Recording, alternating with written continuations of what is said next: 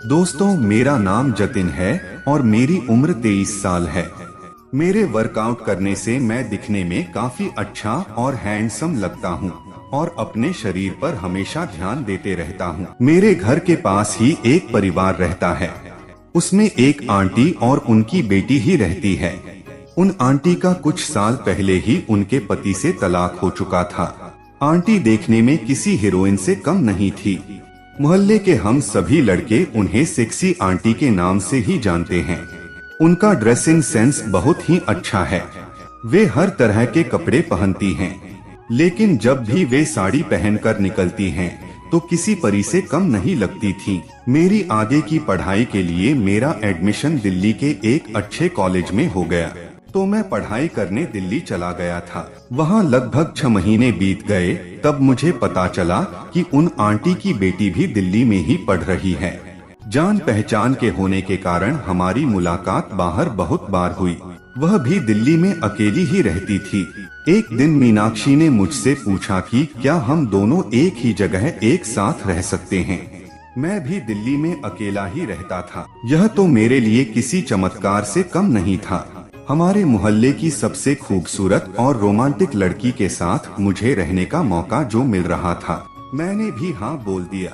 मीनाक्षी ने आंटी यानी कि अपनी मम्मी को फोन करके बता दिया कि हम दोनों साथ में ही रहने लगे हैं। आंटी भी खुले विचारों की थी, तो उन्हें भी कोई प्रॉब्लम नहीं थी। वैसे तो हम दोनों सिर्फ दोस्त की तरह ही थे, पर कुछ ही दिनों में ही हमारे बीच फिजिकल रिलेशन बन गया। अब मैं बड़ी सोच में पड़ गया था कि आगे क्या होने वाला है। तो मीनाक्षी ने पहले ही साफ साफ बता दिया कि वह मुझसे शादी नहीं कर सकती, क्योंकि हम दोनों अलग अलग जात के थे। मैं भी समझ गया और आगे हम सिर्फ दोस्त बनकर ही साथ में रहेंगे। हम दोनों लगभग 3 साल तक साथ रहे और इसी बीच हमने बहुत बार फिजिकल रिलेशन बनाए। पढ़ाई खत्म होने के बाद मैं वापस घर आ गया था। अब मीनाक्षी से मिलना जुलना भी बहुत कम हो गया था। जब कभी भी मीनाक्षी घर आ जाती थी, तब ही थोड़ी बहुत बात हो जाती थी।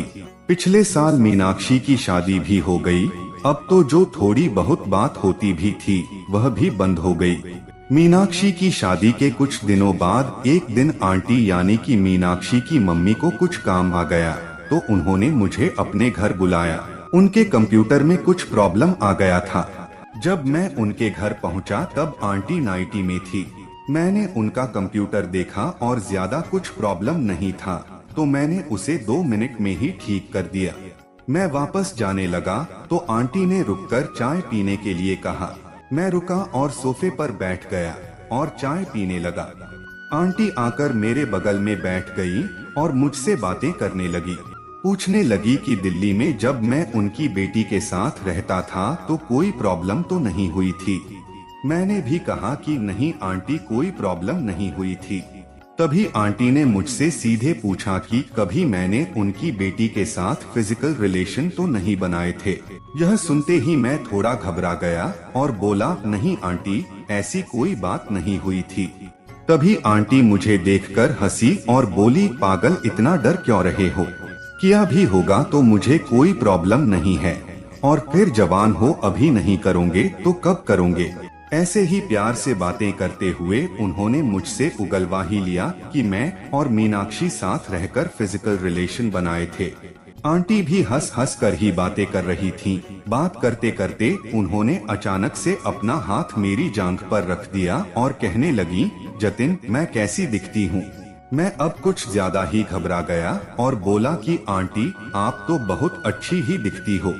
फिर आंटी बोली कि चलो थोड़ी हम भी मस्ती करते हैं। उसके बाद मुझे कुछ बोलने का मौका ही नहीं मिला।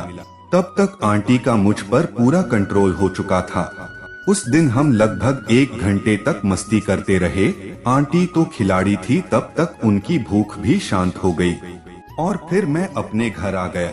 उस दिन के बाद से जब भी आंटी का मन होता है, वह मुझे बुला लेती थीं और हम मस्ती कर लेते थे। यह मेरे लिए एक अनोखा ही अनुभव था। इसको मैं भी अपने लिए छप्पर फाड़ के अनुभव मानता हूँ। तो दोस्तों, मैंने अपनी कहानी आपके साथ शेयर किया, पर कुछ बोल रहे हैं कि यह झूठी कहानी है, पर यह सच में मेरे साथ हुआ है। ऐसी बहुत सी बातें जीवन में होती रहती हैं, जिसे सुनने के बाद हमें लगता है कि यह सब झूठ होगा, पर जब यह हमारे साथ होता है तभी हम उस पर यकीन करते हैं।